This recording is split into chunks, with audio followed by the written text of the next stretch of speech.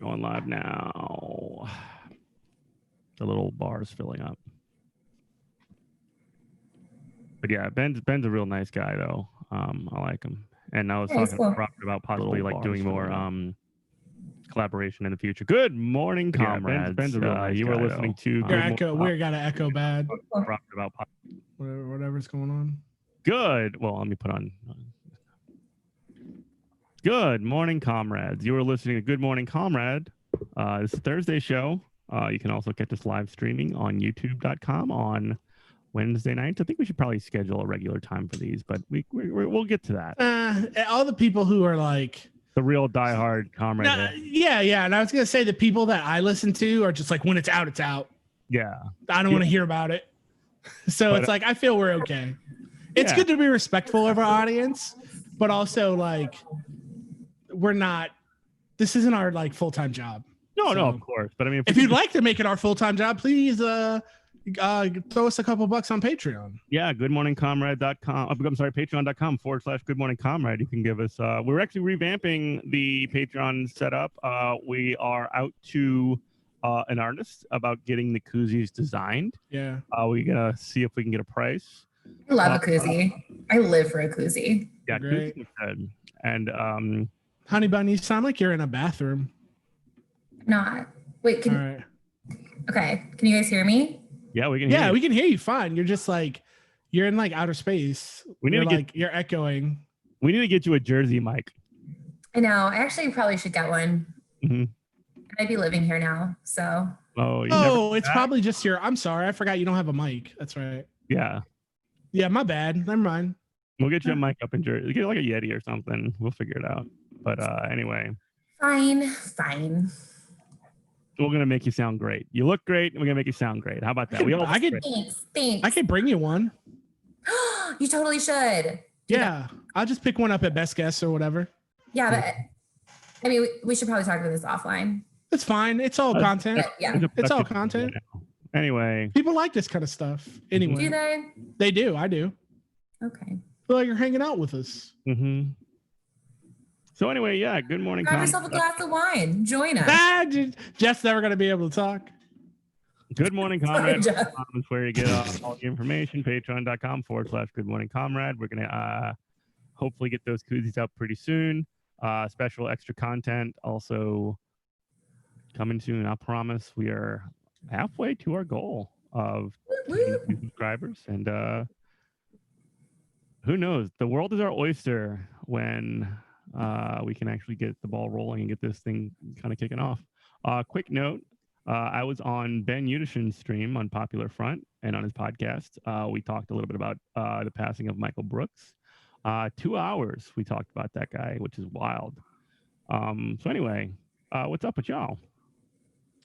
Aaron, you should go first because I feel like I'm a very ranty mood. Oh, when are you ranty though? He's got his ranty pants on. A lot of times I'm not, to be honest. I'm just living the dream, drinking my mom's red wine. So that's wonderful. We love it. Mm-hmm. We just had a dinner, my mom and her friend, and I made them very sad about talking about my views on electoralism and the general state of the union. All right, talk about that. Yeah, please do. Like, I'm very interested in that. Like, have your views on electoralism changed? Or like, what are your views on electoralism right now? My views on electoralism have always been that it's like a harm reduction tactic. It's never been the be all end all. It never can be the be all end all in this country because we don't allow, so many states don't allow people with criminal records to vote. And there's so many people who are currently incarcerated. So even if, you can vote when you get out of jail, there's still like so many people in jail that can't vote. So our democracy will never be a fully representative democracy until we address those issues. Yeah.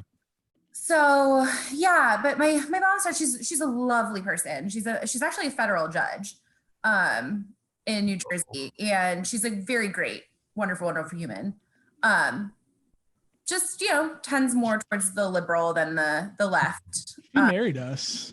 Yeah, she did marry us. She did a great job. She did. Shout out to her. You got married by your mother-in-law. No. My mom's friend. My mom. Oh. Judge. That'd be cool if she was, but she's not. No, my mom's friend is a federal judge. Yeah. It's a funny story how they met. I'm assuming that no one's going to listen to this, but A lot of people do. my mom, so she thought that her husband was cheating on her with my mom, when it turns out her husband was cheating on her, just not with my mom. Oh, Mom. I didn't know this story. Over to my mom's house to confront her about the situation, and then they became friends. And wow. So I did not know that. Yeah. That's rad on your mom, though. That's kind of like a badge of honor. Your mom can. No, it was like it's like a very out there. rom-com-esque story. Yeah. I'm really here for it. And that dude ain't shit for real. She's a federal judge. Like, fuck you. What are you going to do? Cheat on her? No. And she's very beautiful. No. The whole thing is very ridiculous. But so that's why I'm sad that I made her sad. But it's not like I was being particularly confrontational. I'm sorry that the world is sad and the state of things are very sad. But we did recommend that she watch Too Cute in order to feel better, which is about puppies and kittens. And that usually does the trick for me. So, yeah. So Good one.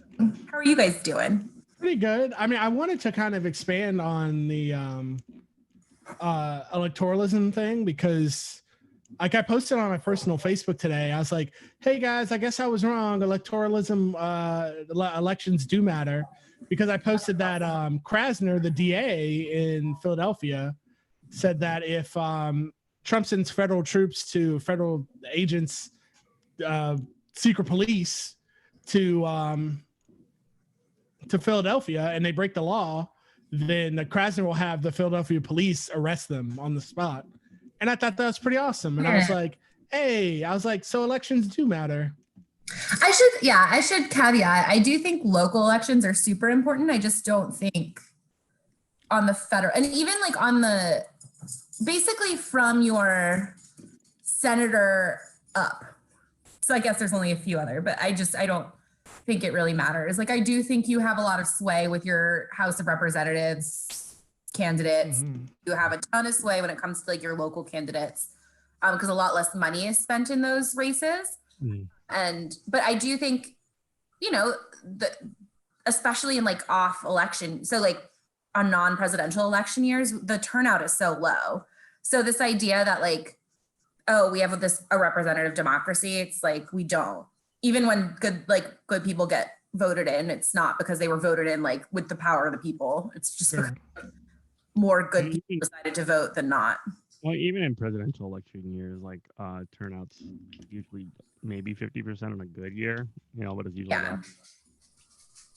Yeah.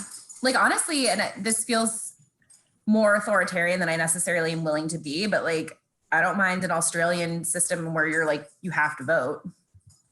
I don't know if that solves the problem though, I mean, why wouldn't it doesn't solve a problem. It just, I think that it will, because the people who end up not voting are the people who would vote leftist, I think, a lot of the time.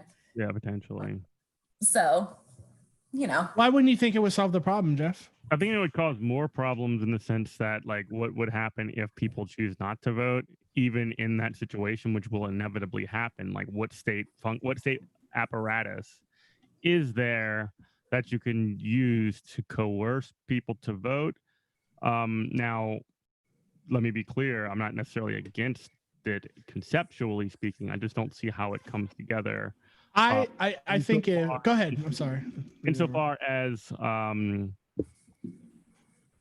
like what state mechanism would require people to vote? What enforcement would there be? If there's no enforcement, is it really a mandate? Stuff like that. No, yeah, I know in Australia it's a fine. I'm not for that. Essentially, if you're just rich, you not do it. I think what you do is just voters. You just tear down the barriers to voting. Like, oh yeah, you don't have anything punitive. You just tear down. You just mail in ballots, electronic ballots. You can vote by online. Like, however you want to do it, we can figure it out. I mean, we can choose. Like, we chose the American Idol for years, for a decade. Yeah. But did you No, ever vote we for can- American Idol, Robert? No, I never did. Okay, so Voted for Sanjaya. No. Oh, I would have voted for Kelly Pickler. I always thought she was hot. Whoa. I don't understand how you go from Janine from Ghostbusters to Kelly Pickler. Because she's like a kind soul. She's like a Kelly or Janine? Kelly Pickler. I don't know who that is. She's like that little country lady who was on American Idol when we were She's younger. like the trad wife of the trad wives. Like, no, she's cuter than that. She's kind of like, That could be cute. she's like a country, like Manic Pixie Dream Girl. She's like quirky and country. Like the Avril Lavigne of country music. Yeah. oh my God, no. Yeah, that was good, John. Good analogy. No, 100%. It's like a country version of, he was a skater boy. He rode on his tractor boy. He tipped a cow for me. He Is that baled what all you the think about hay. country people, Robert? That they're just out tipping cows all the time. Check your I know my family did. I know my family does. How about that? Well, as you sit up in your compound on the beach. I know my family does this shit on this podcast and pretend like I wasn't a bougie bitch because y'all all know right. bougie bitch. I'm just saying. Drinking my mom's red wine right now. Okay, I had a Tom Collins last time we did this. I remember that. You It mentioned was so good. Yeah. With Bombay Sapphire. Okay. Whoa. Okay. Wow. Good. So that's if we ever get big, no one can cancel me because I've been very upfront about being bougie. Why didn't you cancel me before? I feel like every like 2 to 3 weeks, I see someone getting canceled because they're like, "Oh, this leftist parents are rich," and you're like, "You can't be a leftist," and I'm like, "Oh no." I've literally heard you say that, make that same argument against other people. Oh. You've made that like, oh, these people don't have any cred or whatever. Oh. And I just go, okay. Like I'm in your corner. Everything you're saying is right, but you've made that argument against others. Wait, who have I made that argument against? It's your favorite, like, love to hate podcasters. Okay, exactly. Okay. All right. Do we want to get into this now? It is what it is. Dude, the never-ending feud continues. It is what it is. It's a super one-sided feud. Yeah. During this trial by combat, I'm the designated. During this trial by combat, I'm the designated combatant of Chapel Trap House, and now I wear the crest of House Cumtown. Whoa. God, so please stop saying that. It's the name of a show. What do you want me to do? I hate it so much. You just call it something else, I guess. Ugh. Just gonna police my language. Yeah, I am going to. That's my right. Speaking of that, though, I did hear like what I kind of want to rant. Jeff and I were ranting about before. That's a good segue into the whole secret police that are on the streets now of America. So I was listening to the podcast that should not be named, and sometimes they're like, it's stupid, like all the time. 99.9999. That podcast is like terrible and awful, but also hilarious. But when they're crystal clear on something, it's like it's so crystal. They had like a thing where they were talking about the secret police, and they said, I can't wait till Biden's president or somebody else who doesn't care about civil liberties, and they just start snatching guys up like Andy Ngo up off the street and black bagging them. And I'm like, exactly. So my thing that I've been doing this week for entertainment is I've been in the pro-gun subreddit, because they're having like an all-out war with the SRA, the Socialist Rifle Association of America subreddit, where the SRA is like, hey, y'all, like, what happened to states' rights? What happened to we're going to defend against tyranny? And the pro-gun people are just like, fuck them. They deserve to get black bagged. They deserve to get disappeared. They're all commies anyway. And it's just hilarious because to me, I'm laughing because all these Second Amendment people, they are exactly who we thought they were. They're exactly who we've been saying for years.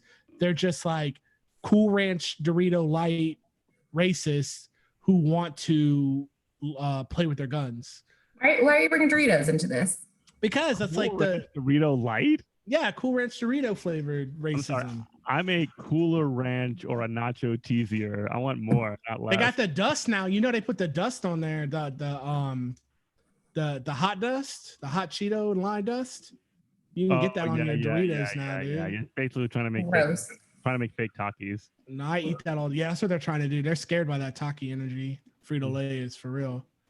But yeah, I find it incredibly hilarious how these people are just like, you know, we're going to defend the Second Amendment against secret police and tyranny and government overreach, and we're going to defend America. And as soon as that happens, they're like, nah, we're good.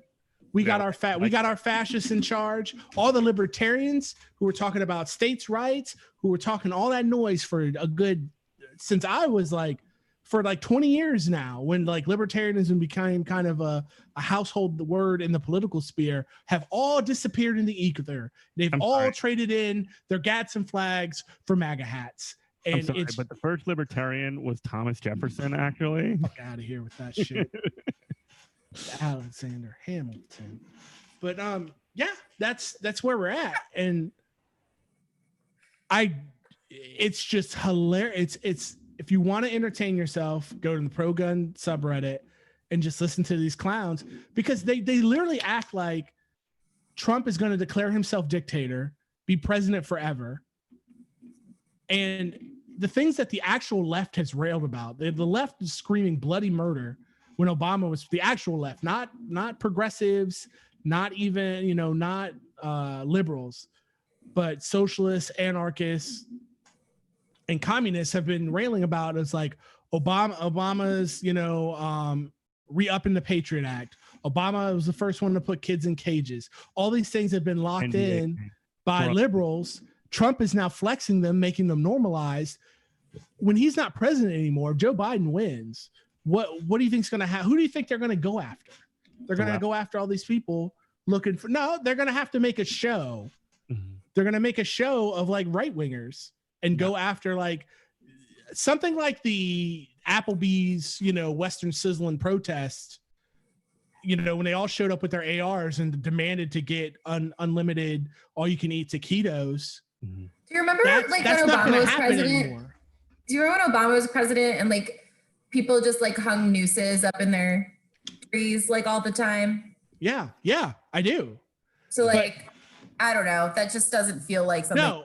See what I'm saying? No, that's actually my point. Like, try to just follow. So that was permissible. But when I say permissible, that was the thing that like the state didn't act on, right? Because we didn't have the mechanisms in place. But now, if we're now going to normalize secret police, and you could just show up and disappear people, then that wouldn't happen anymore. And I don't mean that in a way of like, oh, that's good. I don't want those people black bagged. I don't want the secret police going after racists either. But I'm saying that kind of the protest that happened, the coronavirus protest where everybody showed up with their guns, that's not going to happen anymore in a world where we normalize secret police. And that's kind of like what we're headed towards now. But thank God it's not being normalized. Thank God the actual left. And also I have to give liberals a lot of credit. You know, those moms that were like locking arms in Portland and not letting young people get disappeared. You don't know that those moms weren't socialists. Just I mean, my God, I'd love to wearing a pair of jean shorts. I'd love to. And a mom bob doesn't mean they're not a socialist. That's the world I want to live in. But yeah, I hope that's the case. But if it's not, then I have to give the devil their due and say that, hey, liberals are showing up. I got to be the bearer of bad news here. But like, I just don't see like a Biden administration or whatever turning those kinds of tools on the right wing. I see him turning those kinds of tools much like Obama did on the left, because that's just how America works. America is always the oogie boogie man, and it's always the enemy. It's because we just have historically have and I'm not saying it's like an essential part of America or anything like that. I'm not making an essential argument. I'm saying that there is a sort of like fundamental assumed legitimacy, even when it's not, in these sort of like right-wing circles. and basically like, oh wow, we have to respect, you know, this psychotic idea just because it's a different idea. But then when it comes to like, oh wow, that, you know, that other idea, this communist idea or whatever, wow, we can't listen to that. We have to destroy that, and that pervades like the entire from you know, the right wing all the way to essentially like Obama. I mean, I get what you're saying, and I understand it because that's what's happened in the past. My argument, my game theory is this is a different time to where, and this goes into my theory that I've put forth in the other shows. It's people mobilized in the street, and it's not just leftists in the street. You've got a lot of liberals in the street. So the difference is that this goes back to my theory of like why Joe Biden, I would love to have a Bernie Sanders president, but why Joe Biden necessarily isn't the worst thing, because Joe Biden is going to have to, so let's say, okay, it's November, Joe Biden's elected president. He's going to have to make a move to like placate people. So there's two ways he can go. Either people are still going to, the left is still going to be mad. Like they're still going to be like, Joe Biden is just Republican light. We're still in the street. So now there's two ways to go. Is he going to flex his muscle and be like, hey, y'all can't be out in the street and just continue the policies of Trump? Probably. Or is he going to turn this like police state on the right? That's where I'm saying it could go. That's what I'm saying that these people, these Second Amendment people are playing with. Well, they're playing with this, and this snake could easily turn around and bite them. So like when you think about mechanisms of how like when the state is like overreached in the past and all these other things, you think about like the last time, right? The Iraq War, there were lots of people in the street for that. Millions of people in the streets for that. But they weren't breaking shit. That was my first protest. That's the difference. They weren't burning shit. They weren't breaking shit. And there were war crimes committed by the U.S. government. And what did the Obama administration do when it was like called to the, like when it basically had the opportunity to call the Bush administration to the carpet, when we're talking about things like the Chelsea Manning's collateral murder video, or when it comes to torture, or when it comes to all of the indefinite detention in Guantanamo Bay, all this stuff, the sort of like liberal, you know, leadership or whatever, the liberal administration, the Obama administration specifically, had the opportunity to sort of like dial that up and say, hey, this is something we're going to actually have punishment for. And what did they do? Not a goddamn thing. They said we need to look forward, not backwards. And I can just very easily see that being the case. Again, no, I see what you're saying, and that makes total sense. Again, why this is different is because I've turned people in my family on. Like I can think of my mom and my dad have both like come at me, and I've said I want to get them to grudgingly agree. Burning shit is undefeated, and that is the difference between this and the Iraq War. Is people are out in the street breaking and burning shit. Now, yeah. So how do you get a capitalist state that only cares about capital to pay attention to you? You go after their capital, and that's why this is different. So the pushback on that is that Portland, which is the city that is currently, you know, on fire the most, has Democratic leadership. So I don't see where there will be any difference, like with a Biden presidency, like having a currently Democratic mayor. And I think what's more likely to happen is that, yeah, people will continue to burn stuff down, but they're not going to have the group of moms protecting them. Yeah, the moms will just. It's funny. Okay, so in my scenario, this is what a Biden would do. Really quick. Go ahead. So when you make that point, Aaron, remember the people that had at the Women's March that had the sign like, if Hillary had won, we'd all be at brunch. Yeah, you know where they would be if this was like not Trump, is that they would be at fucking brunch, and that's where I'm at on that. So I think we agree. Yeah. But here's where my here's where my wargaming goes. to where a Biden would say, so we're cool. I'm saying we're in a world now. Trump is lost. He's out of the White House. Biden's sworn in. We're in a world now where like government overreach is cool and also secret police are cool. Mm-hmm. Joe Biden would say, hey, y'all, I hear your pain. I feel your pain. What we're going to do, we're going to stamp out racism in this. We're going to stamp out racism in this country. So now we're going to go after where all the racists are. We're going to go after where they hang out. They hang out at gun shows. They hang out, and we're using the Biden anti-racist force to go after every racist gun owner in this country. And that's how it would be used. Joe Biden is, right? Yeah, I know. But the thing is, he doesn't, him and his people don't have any scruples. If they saw a thing to get people out of the street, you're confusing. Like, I'm thinking, oh, what does he really feel in his heart? No.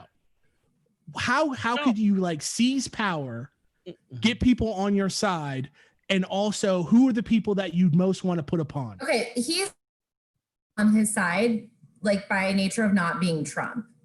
So people he's not going to have us on his side are people like us, like the leftists. They're going to stay out in the streets. But then there's going to be the same conversation that gets said every time that, oh, y'all are standing in the way of true progress because you're too destructive. And like public opinion will turn against the protesters. The only reason public opinion is with the protesters right now is because Trump is ordering, federal troops in. They're making it worse. That was Biden ordering federal troops in. Yeah, we'd all be really loud about it. But you think like your hairdresser would care? Like probably not. I think the thing that is like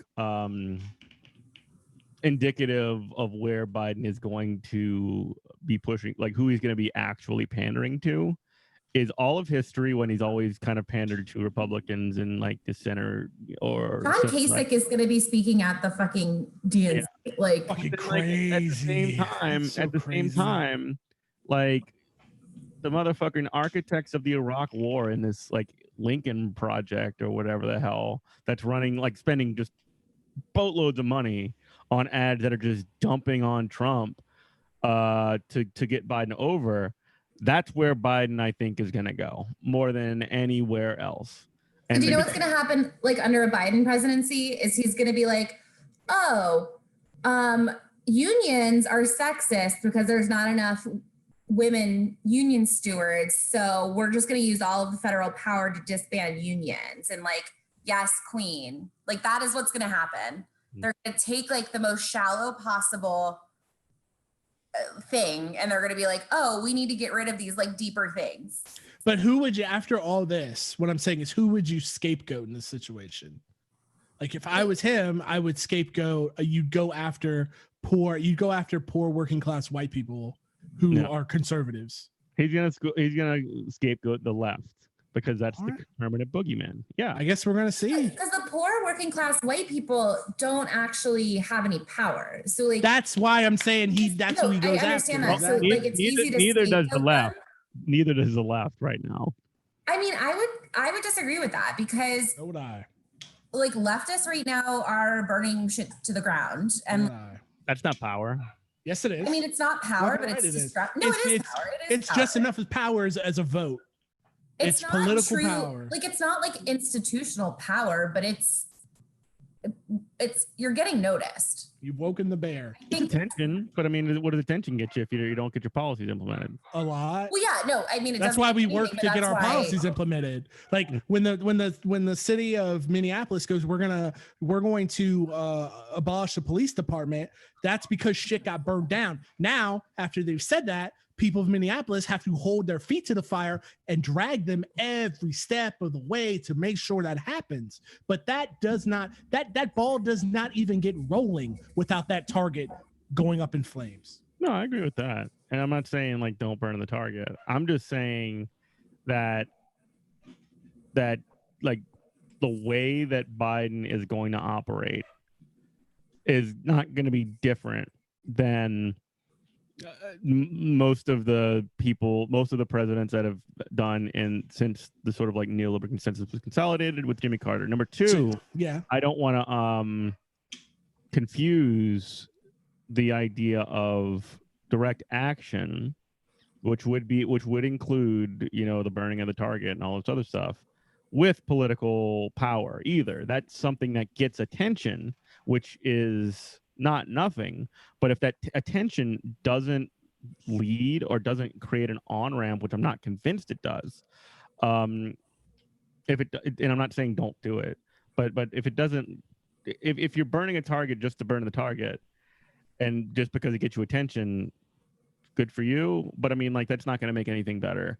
But if that's not what we're talking about either. We're not talking about tactics.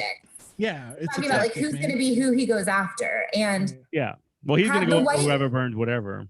Like the white, like conservative working class in this country is crucial to the Democratic Party. Like that's who they rail against. That is like the boogeyman. Like they're going to go after the leftists who are burning things down because they're the most inconvenient. So what will likely happen is that Biden will offer the most, shallow conciliatory gesture. So like, what is the most easy? So internal biases trainings for all police officers, and we're hiring more minority women, like that. Mandating that working class has to read white fragility. Yes. All incoming police officers have to read white fragility, and also listen to NPR for like 2 hours a day, whatever. So if leftists then say, oh, that's not actually like what we're asking for, then he's going to be, oh, you can't work with these people. They're just incorrigible, whatever. And then they'll shut it down. They'll be like, oh, we tried to work with the leftists, but they just wouldn't work with us. Nothing is good enough for the leftists. And so that's when they'll shut it down. So essentially, like, the Andy knows. What's his name? Andy No? Yeah, I think so. I think it's how you pronounce it. I've never heard his name said out loud before, just on Twitter. Trash can man. Yeah, like the Andy they're not the actual danger to the Democratic establishment. It's like honestly, it's RIP the Michael Brooks of the world. Right. And they're way more dangerous. So a Biden administration, we are way more dangerous. I'm actually, and I don't want to toot my own horn, but I'm kind of the most dangerous out of all of you because I could be a mole. Yeah, absolutely. Just saying, I can't be a mole. I speak the language. No, you can't. Of the 1%. I can't. No, that's absolutely true. You are. I've said all the time. Though. You are the most dangerous. Like, yeah.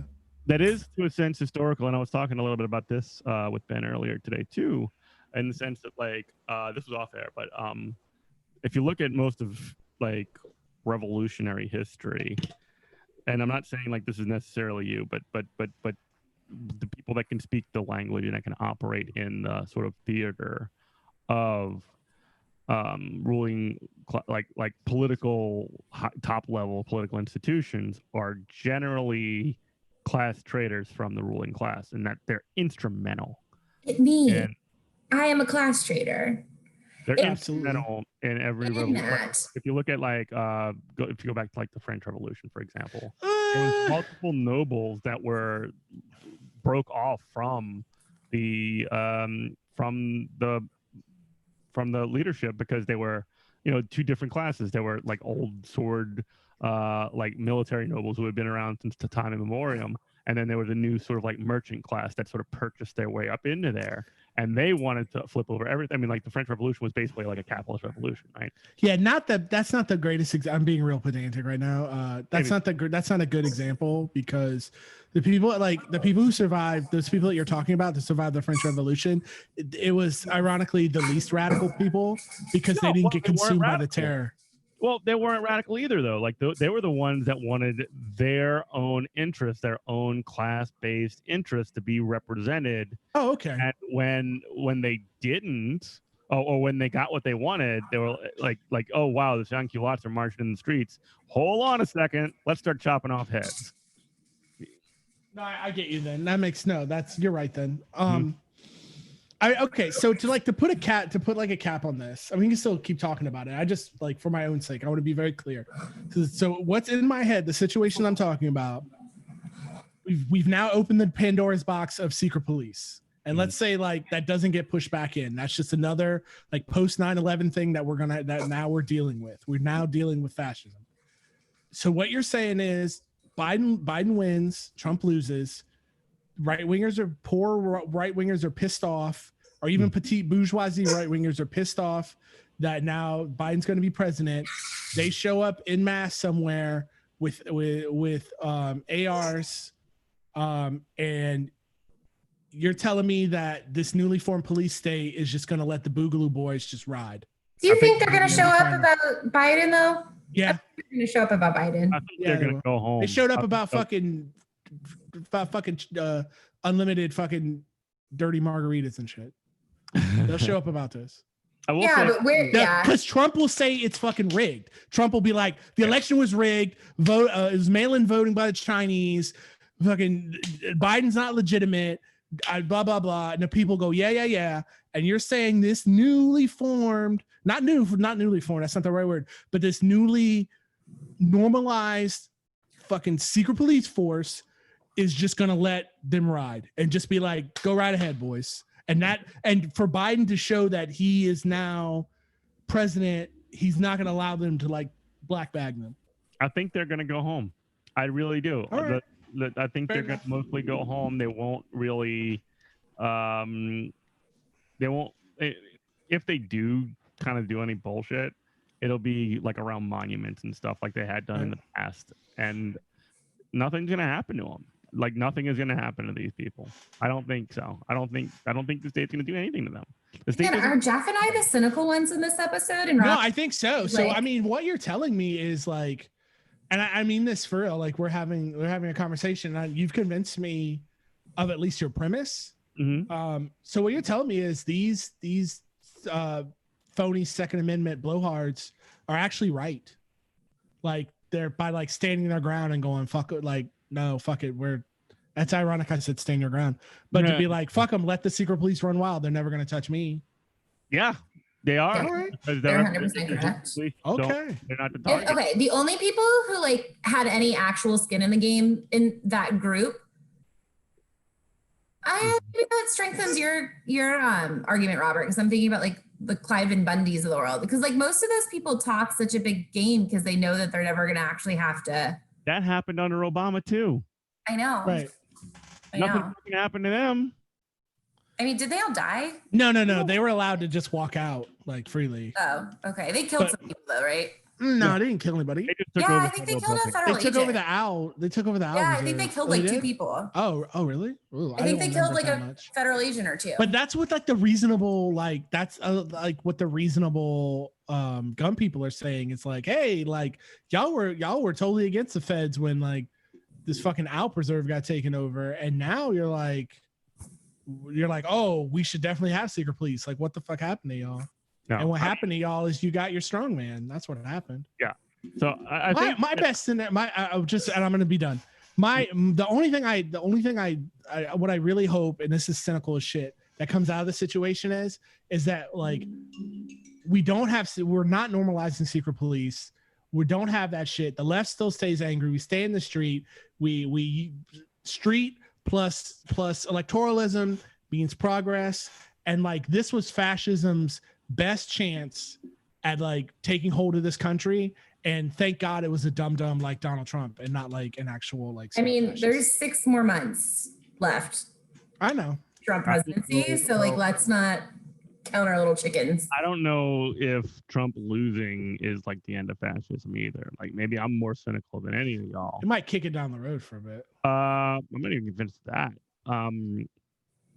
Because of one, what you just said about the sort of like, even if so, assuming we have an election and Trump doesn't win, which seems to be like the most likely scenario, but it's not by no means, at least in my view, a sure thing, especially considering how fucking wild everything is right now. What are you talking about? Biden is a whiz at campaigning. No, I'm not even saying that. Like, he's been doing a really good job of like hiding the ball and like not doing anything.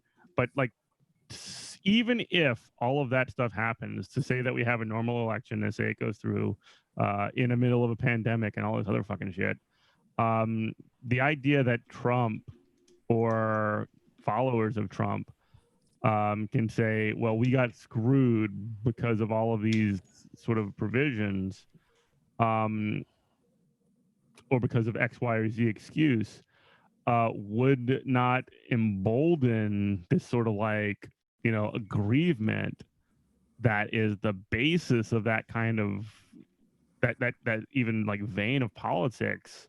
That could even give like the fascism another shot in the arm, because anything that they see or hear that gives them either resistance or encouragement just emboldens them. And we need to be ready for that, at least. I don't think. How are we ready for that, Jeff? How would we be ready for that? Yeah, how will we get ready for that? That's a good question. Let's talk about that. I guess that's your idea of getting an AR, Robert, which I still am like really not pro. I don't know if that'll help. I'm not pro the world where I feel like I need to own one. Yeah, no, me either. But I mean, like, if the material conditions of the world indicate that you do need one, then you probably should get one. I'm not convinced that we're there, but I mean, like, I'm not going to tell anybody. When we're there, it'll be too late. That's kind of the thing. And I know that sounds kind of crazy. That sounds like, but it's true. Like, when we're there, when we're there, it's too late. Like, when the gates of Rome were breached by the Hun, like, people weren't like, oh, well, we saw this coming. They didn't. Like, empires fall apart like gradually, then all of a sudden, all at once.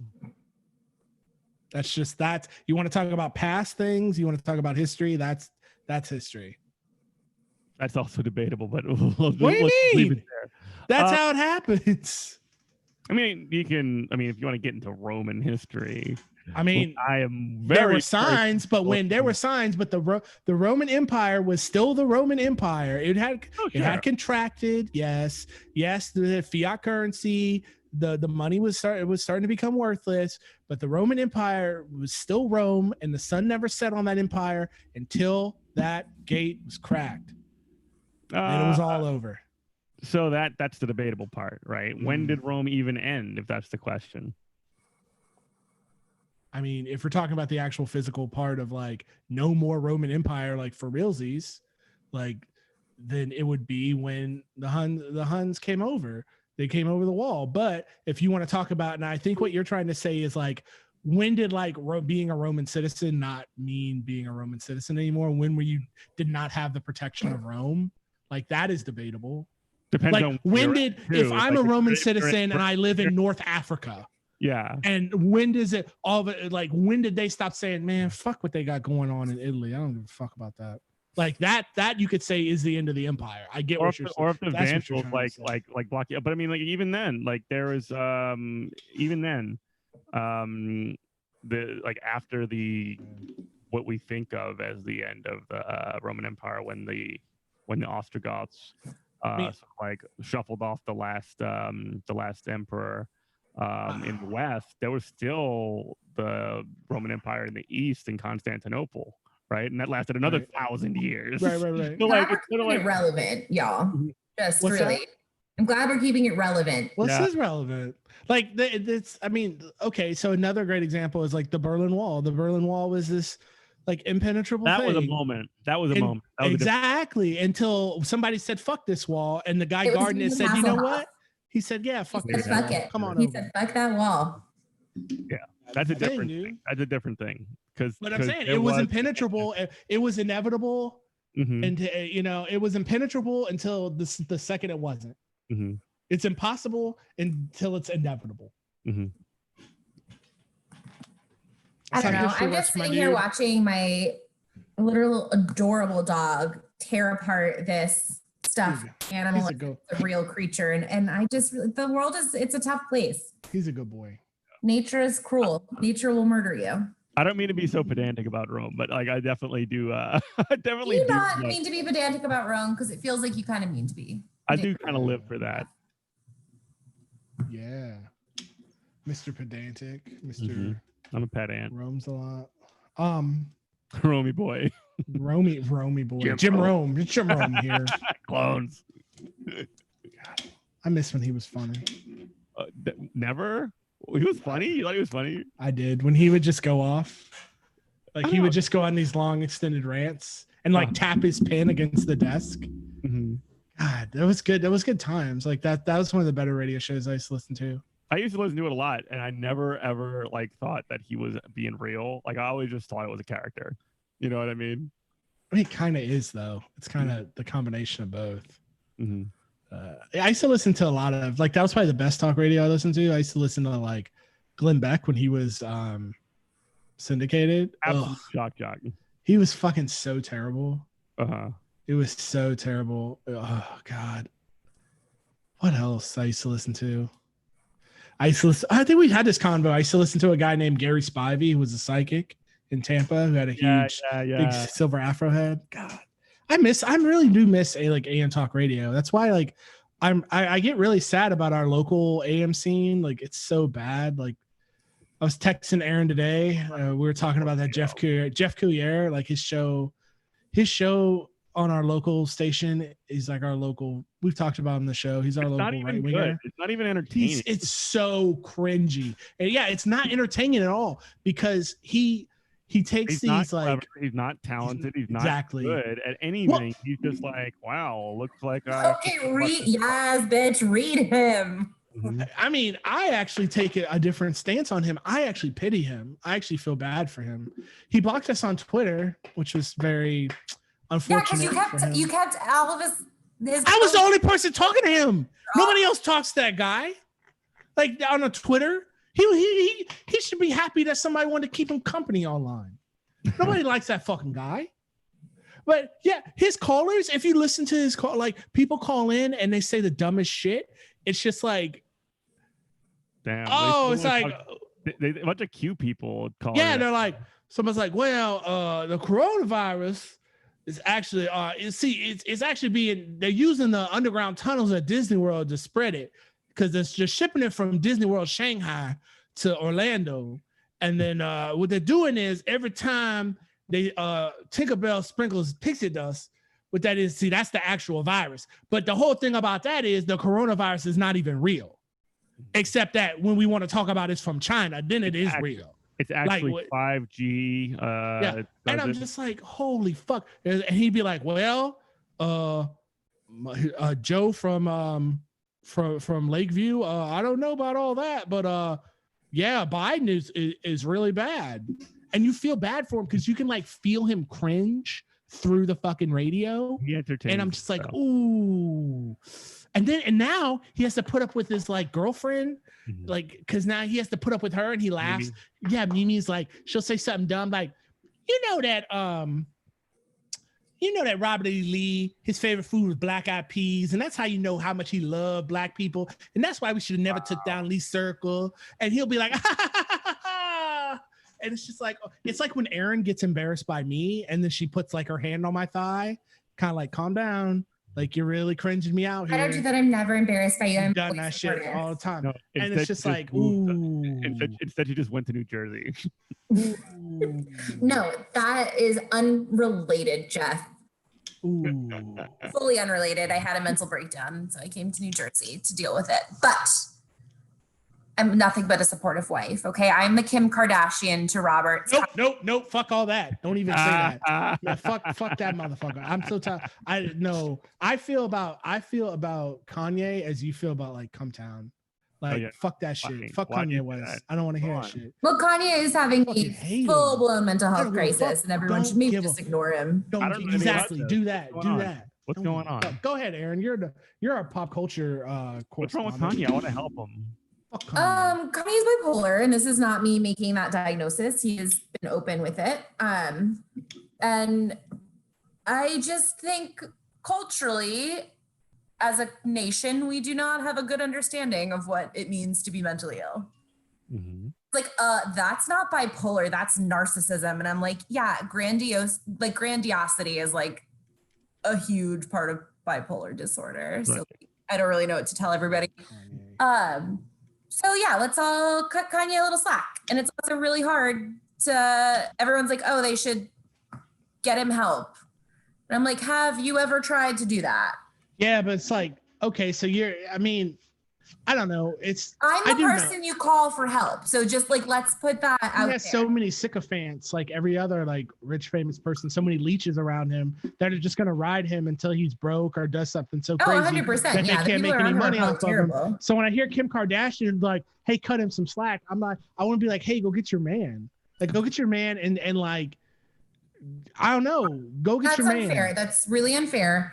And we can talk shit about Kim Kardashian West all day because there's a lot there, but the thing I will not talk shit on because it is extraordinarily hard to get somebody mental health treatment when they don't want mental health treatment. All right, fair enough. I love that kid. Hey, remember when Candace Owens said that Kanye West was going to be the bridge for Black people to the Republican Party? Remember that? That was like a whole. Candace Owens also seems. That was like a million years. Oh, she's crazy too. They belong to each other. Like, yeah. Are Candace Owens and Mimi Owens related? No, Candace Owens is like the T-1000 like blob of Kanye West that like spilled off and then became sentient, but not really. He could like reabsorb her at any time. Kind of like Venom and Carnage. Yeah, but those are two different symbiotes. No, well, no. They were. No. They were two different aliens who hated each other, right? No. Carnage was a symbiote that spawned off of Venom. Okay. Oh, really? Venom I didn't know that. Okay. Venom is Carnage's kind of his dad. This feels like time for me to refill my wine talk. No, I didn't. I honest to God had no idea. Like, because I'm not a Spider-Man person. I don't like Spider-Man. So it's like I thought they were two different because one red, one black. Neither is Venom and neither is Carnage. Neither of them like Spider-Man. Right. Well, yeah, because Spider-Man sucks. Like, for real. Why do you hate Spider-Man? Because he's okay. So he was the lucky bastard that got bitten by a radioactive spider, and then he's just like, oh man, I'm really concerned about midterms. Oh man, does Mary Jane like me? I don't know. Like you're motherfucking Spider-Man. Shut the fuck up. I'm a superhero and I'm also a teen. Yeah, it's fucking ridiculous. Like, who cares, dude? Like about any of this bullshit anymore. Like, you are released from it. Like, I understand he had to live and kind of still the real world. We had to take care of Aunt May and all that shit. Yeah. But like, as soon as he joins the Avengers, I'd be like, what the fuck does this pay, Tony? Mm-hmm. Like, you know what I mean? Like, I shouldn't be having to worry about like how I'm gonna get and how Black Cat would like constantly throw herself at him. Mm-hmm. And he'd be like, no, I've got to like be with this woman who really hates my superpowers. And it's just like, what the fuck? I've always, he's like, he got the thing that we all as little boys fantasize about and then hated it. Like, it's almost as if he's got problems. Fame and money and power and superpowers are not all they're cracked up to be, and maybe fuck all that. Ready to a standard that we ourselves. I don't want to hear that bullshit. Meet. Maybe Spider-Man just thinks that keeping his identity a secret and like keeping Aunt May safe is the most important thing. But he gave up his identity as Civil War because Tony told him to. Like a simp. That got retconned. If you remember that he basically made a deal with Mephisto, and it basically turned everything back to that he never even married Mary Jane. So what? Really? I didn't know that. This is like 15 years ago, man. Why am I the Rome and fucking comic book guy? You should know about Spider-Man because like I don't want to learn anything about Spider-Man because I don't. No, they had a whole retcon of him. They had a whole retcon of him. Basically never having revealed his identity. They kind of like rolled that back, and they rolled back like even him getting married to Aunt May in like 2008. Mary Jane. Yeah. What did I say? Yeah, you said Aunt May. Oh, gee, he didn't marry Aunt May. That never happened. That would be. Did you see Enter the Spider-Verse? Yeah, that was good. Actually. Yeah, like I respect like the kind of like hobo Spider-Man. I really respect him. It was very funny because like that made sense. Like at least he was like, hey, I'm gonna like capitalize like on Spider-Man and try to open like a Spider-Man themed restaurant or whatever. Like at least he tried something. It's like, yeah, Spider-Man sucks. That's what the other thing I hate about Spider-Man is the other thing I hate about him, because he's so like the Marvel Comics go-to guy. And what I mean by that is they put him in places he has no business to be just because he's popular. Like in the whole Infinity War, he has no business there. In the movie, you mean? No, the movie I don't care about. I don't feel any kind of way about those movies. Like the comic where they literally go to space to fight Thanos, and it's like, why are you here? Yeah. What are you like? We got Adam Warlock, we got Silver Surfer, at least Wolverine can regen, and we got Captain America for leadership. We got like, you don't have cosmic level powers. We got Galactus. Like, what are you gonna do, dog? I can't actually say what Spider-Man does do in those roles, because Spider-Man, out of more than anybody else, like in terms of it, like the power level or whatever, or like the necessity of him or whatever, like. There is no reason for him to be there, but for a narrative reason, he's the guy that people are like, man, Spider-Man's the like realest one out of all of them. He's the one that I can connect to. And that's why I said just because he's popular. That's exactly what I'm saying. They shoehorn him into those stories to create like a relatable like main character. Well, thank you for repeating exactly what I just said. My whole argument. I'm sorry. That's exactly I made mansplained. Thanks. Yeah. I appreciate boom. that. There you go. Got man. Yeah, you don't see them. They don't take men's playing into men. They don't take I'm here for it, to be honest. Cage up there. They don't take Blade. Cage is fucking great. He would be great. He's got unbreakable skin. I mean, believe me, I like street level heroes, because like street level heroes, they feel real. Like Luke Cage has like a wife, you know, and like a little kid, and like I really like I like Blade. I like my street level guys. Like they add a sense of realism, but like Spider-Man, they just put him in so many situations, and he has the dumbest rogues gallery. Like every one of his rogues gallery is absolute trash. Going on Shocker and Scorpion. Holy, going on Mysterio. That was the coolest thing about Enter the Spider-Verse was whatchamacallit, like Dr. Octopus's like in that universe, like she was like a really cool, like sneaky, she was like a sneaky science chick, where like the other Doc Ock isn't sneaky at all. Like, yeah, Vulture's an idiot, Rhino's an idiot, Shocker's stupid, Sandman's stupid. I mean, the Kingpin is fat. How did he become the Kingpin of crime? He's fat. It's all muscle. What? It is actually sorry. all muscle. Are you You're just right. saying fat people can't be crime kingpins? No, actually, I have to. No. Scott is right. It is actually all muscle. He's actually not fat. Isn't he like Jeffrey Scott? Oh, I didn't I? Because we were talking about comic books. My bad, Jeff. Wait, that's true though? Isn't he like? I wonder if he's a mutant. He mansplained and he went passive aggressive. Does he have the same condition as like the Blob? Maybe no, because he can't absorb things. Kingpin? Yeah. No, the Kingpin is in peak physical condition. Also, why? How? I don't. I'm gonna have to like go on Marvel.com. But you're right about that. Look up healthy at any size, Robert. I'm gonna look it up right now. Actually, he's a big, strong boy. That's what he is. Why is that? He's big and strong. I mean, that's just physically impossible. Like without being a mutant or something. No, he's got no. He's a master like organizer. He's got to be Kingpin, like from a literal kingpin. Okay, so it's a universe in which a human being gets bit by a radioactive spider and then is able to shoot silk out of. But you can't say this guy's worried like. About those are the improbability of a fat person being able to be like a good fighter. So, yeah, absolutely. Really quickly, the web shooters are actually, depending on which story you're reading, but they're actually machines that he builds. Yeah, that's okay. It's okay for that's not a knock on you. Like you would assume that he can shoot web out of this thing. Yeah.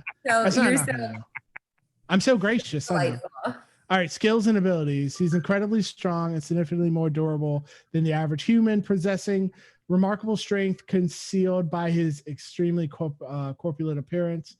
Mm-hmm. Most of his body mass is actually muscle, has been built to extraordinary size, much like a super heavyweight sumo wrestler, but that's not muscle either. Or some Olympic, no, he does not look like, or some Olympic weightlifters and power lifters. No, he doesn't look like either of those things. He's a big fat guy. I think he looks good. I bet you do. But I do like the idea that, he typically hold on. Okay. He typically wears Kevlar armor under his clothing. Yeah. Okay. Now, if he's a huge guy and he's super strong and then has body armor underneath, That would make you look fat. Why wouldn't he wear body armor? No, I'm saying that's the explanation right there. Mm-hmm. Because the body armor would make you look fat under clothes. Mm-hmm. Okay, fine with that. When was Kingpin played by Vincent D'Onofrio? D'Onofrio. He was in. So they had a TV show, the Daredevil TV show, actually, that was on Netflix, and it was actually fairly good. At least the first season was fairly good. I don't think I got through the second season. No, I think they canceled it. They definitely had two. I think I might have watched it, but I don't remember it. But I remember the first season being really good. The thing I remember the most about, I never watched an episode of Daredevil, who I do kind of like. I like he's a ninja and all that. Is that the Daredevil show on Netflix? I remember them saying how big of a deal it was when they made it. They did the vision impaired captioning that would just like narrate the episodes to you. Mm-hmm. And they had like a woman who was just like on NPR talking about it. She's like, I'm the biggest Daredevil fan because I'm also a blind lawyer and a ninja. So now I can watch Daredevil. No, like a real life Daredevil. Yeah, so I was like, oh, that's cool. Good for you. I don't know. Like, they have too many fucking Marvel movies now, though. Like, I don't know. They just really, really like, you know what? I blame capitalism, obviously, but like they just really, really got to the saturation point as fast as they possibly could. I tried to watch Iron Man. I mean, not Iron Man. I tried to watch Luke Cage and Iron Fist. Mm-hmm. But the problem with that show was Luke Cage and Iron Fist, really? Yeah, they did. Oh, I missed that one. Oh, it was on Netflix. I'm sure it's still up. I mean, anything canceled, they're still good. It's not like they're taking it down. Yeah, those are two great characters. And the comic. The problem was that the problem with the show, it was like, it wasn't corny. It was just like boring. Like there wasn't a lot of action. The problem was that they didn't lean into the characters. They tried to be like, oh, let's make this thing as realistic as possible. Yeah. Well, yeah, that's when they should have just made a 70s. Like a 70s, like, oh, these are comic book heroes from the 70s. Yeah. Well, that was sort of like the issue with all of those Netflix series is it took like these absurd ideas and tried to make it kind of seem real. Oh, like the Inhumans? Well, they had Inhumans one too? Yeah, they did. I didn't watch that. They tried to do like Lockjaw. Well, so and like even Daredevil, I mean, like they just, I mean, and I really appreciated the idea and the spirit of like the entire story was that like the Kingpin was basically a fucking like land speculator and developer, and that's basically what you would think the Kingpin would do, don't you think? Yeah, I mean, absolutely. But I mean, and then he sort of like, but there was just a lot of kind of almost like attempt to make things feel hyper real while still making comic books, and it's just not something that you can pull off successfully easily. I'm not saying it's not possible. I'm just saying that like even like the Jessica Jones show, which I thought was pretty good, really got into some dark territory with the David Tennant character, who was able to just control people's minds and make them do whatever he wanted by telling them to. How do you ever defeat that character? You know, right? That's the cue from Star Trek Problem, which hats off to them. They did a great job. No, did you? There was a Punisher series too, which they made the Punisher PTSD Iraq vet, which is basically what he was. He's a Vietnam vet. Well, he wasn't PTSD'd. I mean, in the comic, maybe not canonically, but I mean, like if you read between the lines, well, he's probably PTSD'd after he became the Punisher, after his family got murdered by Kingpin or whoever. Yeah. He hates yeah, whoever. I feel like it wasn't the Kingpin. Did you ever see that crazy ass Punisher movie that that's kind of like, it has the same vibes as like the new Judge Dredd? It was like maybe 10 years ago, like that Punisher Warzone. It was directed by a lady, and it was like super. It was like super violent. It was like not a good movie, but it was just like, oh, you want me to make the Punisher? Okay, here it is. And it was just like the closest to the comic of all time. It was so dope. It was like, it's just one of those movies you're just like, God damn, like so super violent. It had It had what's his face, exactly who they should have. Wayne Knight, is that his name? The dude from Seinfeld. Newman. Yeah, he was Microchip. Like the Mhm. Punisher's like dude, and like helped him out. It was so Good good. buddy. So good. Well, not really. Punisher can have no friends, but yeah. Yeah, close to a friend as a Punisher can Close to have. the friend he can have. Mm-hmm. But yeah, if you would have told me there would be a Marvel Cinematic Universe, if you'd have told me at 15 there would have been a Marvel Cinematic Universe and you won't care anything about it, I would have called you a liar. Mm-hmm. But I don't. Well, I watched like a lot of the earlier movies, probably through the first Avengers, maybe the second Captain America movie. But then after that point, I was just like, this is just too many movies. I can't keep up. I don't watch anything most of the time anyway. There's nothing Also, to even keep up with, though. Hmm? There's nothing to even keep up with. No, it's just they're so popcorn shallow. bullshit, Yeah. But like, well, here's the thing too, and this is why it's so disparate. Like these movies are so disparate from the comics, which are both like different styles of, you know, sort of like cashing in on a capitalist sort of framework, right? Sure. But like it shows a difference in terms of like how comic books operate, which is just, you know, have a book out every month, do special events, make big shit happen, but like know your role and sort of like stay in your corner, and you can do it forever. And when it came to the movies, it was just like, we must take over the entire culture and we want all of the attention in the world because we spend so much fucking money on these movies. Yeah, and we demand all of the attention in the world. And I mean, before long, like even if the stories are good, which I mean, some of them are, some of them aren't, right? Even if they are all good, even if they were all good, like you just gonna get tired of that shit really quick. And it just happened. It's like, and plus, just to add in one last thing, are you good? These kinds of like, so do you remember like action movies from like the 80s and 90s where Of course I do. like That's like formed my worldview. Yeah, there was like actually like violence and blood, and like they were rated R and shit. And like now our action movies are like PG-13 and they have like no blood and nobody, I mean, sometimes people die, I guess, but it's like so nerfed. Like they've just nerfed action movies and movies. Absolutely. Mm-hmm. I mean, I don't know. Like they really I mean, didn't they chop the balls right out of like Marvel Civil War, Jesus, or Avengers, whatever. Civil War. I didn't see the movie, so I don't know. It's so bad. Don't ever watch it. Like, what are your It wasn't a great comic either, but like, what, you didn't like Civil War? I loved it. It felt like I was like reading like the It Could Happen Here podcast, but in comic book form. I think that the problem with Civil War, and this might be, man, we're getting deep on this one, but anyway, the problem with that, and so for people listening, Marvel Civil War was a time in the comics where there was like essentially they had a Marvel 9/11 type event, and like thousands of people in a small city died. And the allegory that they were trying to do was like they were trying to get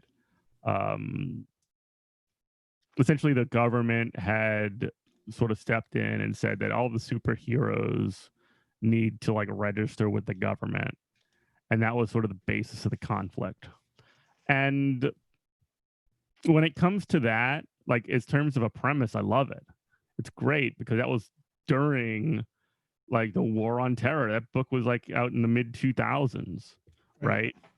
The issues that I had with it weren't that it wasn't a good effort or a good attempt or a good idea kernel. My problem is that it was Mark Millar that was doing the execution, and there was a lot of characters that had long and illustrious histories of having very specific lines that they would follow and things that they would believe in, and they just disregarded them entirely. But isn't that what would happen though, my dog? Like, isn't that what happens in our world? Like, think about a guy like I I'm not saying he was a champion for freedom or liberty, but think about a guy like Bill Maher. Like we shit on Bill Maher on the daily, but there was a time where like before that time was September 10th, 2011, where he was like more on the left. He was like almost a leftist. Like before I even gave thought about what leftism was, and 9/11 fucked him up. It made him feel unsafe, and he took this huge like fucking fascist turn. I mean, that's what would happen, dude. Like people under stress are going to break different ways, and you don't know. None of us know like how we're going to break. So I guess the other thing about that sort of like didn't ring true, and maybe this is me being a pedantic again, but like how many like cataclysmic like cities were destroyed in the history of Marvel comics or whatever that happened, and they're just like, oh fuck, whatever, I'm still the same. And then all of a sudden when they have this one where this guy like Nitro it was like Speedball powers that exploded and like took out half a city or something, right. They're like, wow, now is the time where we have to change everything. You know, like it just seemed really fake. But okay, so that happened so many times. They always blow up half of New York. Yeah, but Shield to us, like Shield were the bad guys to people who think like we are. Which I'd say they are the bad guys. Like they always have been the bad guys. And I never thought of Shield. Like I read comics my whole life, and I never thought of Shield as a bad, dirty organization until like I got out of the Marine Corps and I was like still reading comics. I'm like, this is a fucking fascist organization. Like, yeah, totally. Like, fuck this. Fuck Shield. You're the son of a bitch. Yeah, and that's the thing. So put yourself in the shoes of Captain America, to where Captain America has always been friends with Nick Fury and Shield, and then now he has to be like, oh, I guess the state are the bad guys, and I have to lead an underground resistance organization, and people are going to call me a terrorist. Again, on the broad conceptual level, I think it's a good idea. I think the execution of it wasn't true to the characters that were a part of it. That's what I mean. Does that make sense? It does, but again, I think I know what you're saying. I know what you're saying, but that would make a very boring book. If what? If everybody just broke the way you thought they were gonna break. And then two, I don't think it's realistic. Like if you would have like, it was very interesting when I think about things like, oh man, Iron Man's been a hero for my dad. Like my dad grew up reading Iron Man, and then I'm like, oh, now I've never thought about Iron Man. Like Iron Man's like a piece of shit. Like Tony Stark is like a piece of shit scumbag. Well, like, fuck that guy. Or like the Fantastic Four running the Guantanamo Bay in that universe. Yeah. It's like, but then when you sit and think about it, you're like, of course they would. Oh, the Fantastic Four are always bad. But I guess my point is the kind, and maybe this actually bolsters your point. But like, and we can actually probably close on this. Yeah. I want some ice cream. Whoa, I do too, but I don't have any. I know. So one of the core sort of conflicts, probably just thirsty, for a chunk of Iron Man as a comic book character's history, right, is that he wanted to protect, or he wanted to keep his like ideas and his inventions that he like, these weapons of actual war that the state probably should intervene in, like take over. He wanted to keep them to himself. He was kind of a fucking like libertarian about that. And then like in Civil War, he becomes like the top level cop in the government. But doesn't that make sense? Yeah, that bolsters my point, because wouldn't the capitalist society are hand in hand, a weapons contractor and the government would be hand in hand, locked arms. Yeah, I mean, like, I guess the issue for me more than anything is that it was a Marvel book, and that could have been written with just random characters that didn't have histories. And I think that was what the problem is. Like the histories of these characters were too defined for there to be such a breakneck change. Even like like with this, like, you know, Marvel Universe 9/11 that they had that wasn't worse than most of the interactions that were happening in each individual comic character's book. That was that was kind of the issue. I get no. I think what you're saying has a lot of merit. But to their defense, like Marvel Comics was on its last leg back then. Yeah. They were having to like sell off their properties to like Fox, and they were looking for a death of Superman type moment to like jumpstart their whole. And they killed Captain America. Yeah, exactly. I think Steve Rogers should have stayed dead. That shit was stupid, but Superman should have stayed dead. We can talk about that one later. Yeah, I know. A whole nother episode. Anytime I hate Superman too. I think I've gone into that. It ain't about hating Superman, but like when you kill somebody, just like let them stay dead for a while. I mean, it's just so cliche now. But like when somebody Superman just sucks. Anyway, you can listen to Good Morning Comrade Tuesdays on on WHIV FM. You can listen to comic book chat. Yeah, comic talk, but only comic books from the fucking 2000s. Yeah, mid 2000s. I mean, we could talk about actually a good run that happened after Secret Invasion when Norman Osborn just like took over Shield, which is just great. I didn't read any of that. Yeah. Oh my god. I got out of comics. I was all in that shit. I was like, god damn. Makes sense. And then it became the realest real shit.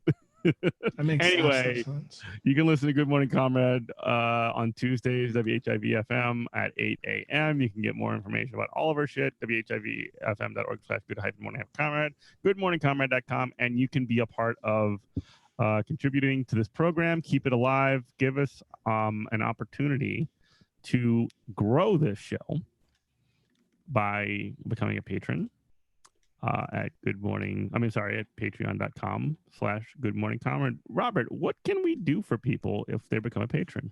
I don't know. What do we have? Well, we were doing our material rewards.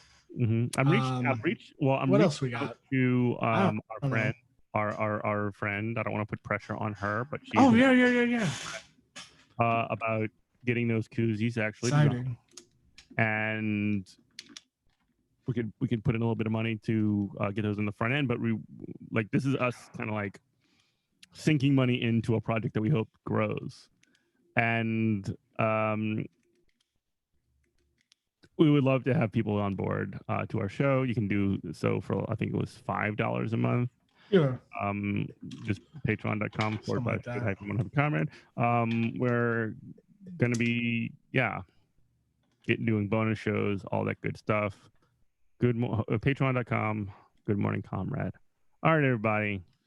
Anything else you want to drop in, Robert? Left is best. Left is best. Rest in peace, Michael Jamal Brooks, one of the real good guys of history. Solidarity with the family over at by the Gowanus Canal. Really, man. I talked for 2 hours with Ben Uderson about Michael Brooks. Yeah, it was a good show. Check that out on his page on Popular Front on YouTube and his podcasts on Popular Front. I think we're gonna be working a little bit more with Ben going forward. Maybe we'll have him kind of come in for a segment every now and then. That could be really fun. And Ben's a really, really nice guy. A really smart guy. Check it out. All right, man. Good talking with you. Catch you later. All right. Later. Love you, Brad. Bye. Bye. Oh, do I really? Am I just thirsty? Do I really want something? Try.